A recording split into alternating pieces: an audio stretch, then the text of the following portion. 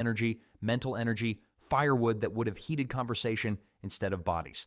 The practice also reduced conflict. Cabin fever starts with small disagreements that escalate when everyone's talking constantly. Quiet prevented friction from building. Families emerged from the storm intact, partly because they knew when to stop talking and just exist together. But silence inside meant nothing when the real battle was happening just beyond their walls. The Amish reshaped snowdrifts to block wind paths instead of just clearing them away.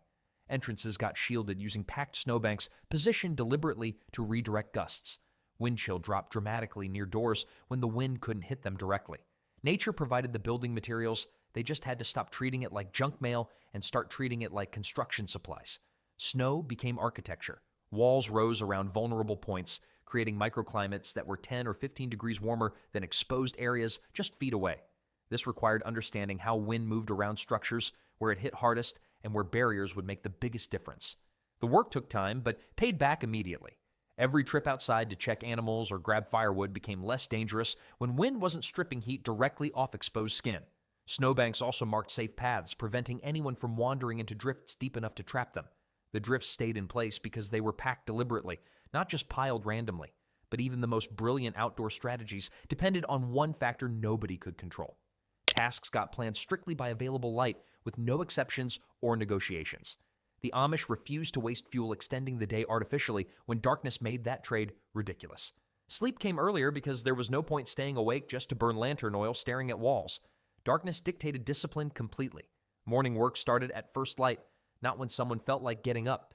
Afternoon tasks finished when shadows grew long, not when a clock said it was quitting time. This eliminated the modern habit of fighting natural rhythms with artificial light.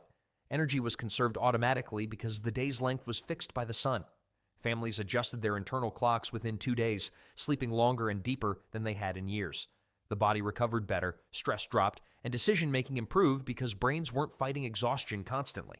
By the time the blizzard ended, most Amish families felt more rested than when it started, despite the crisis. That rest made all the difference when survival came down to clear thinking.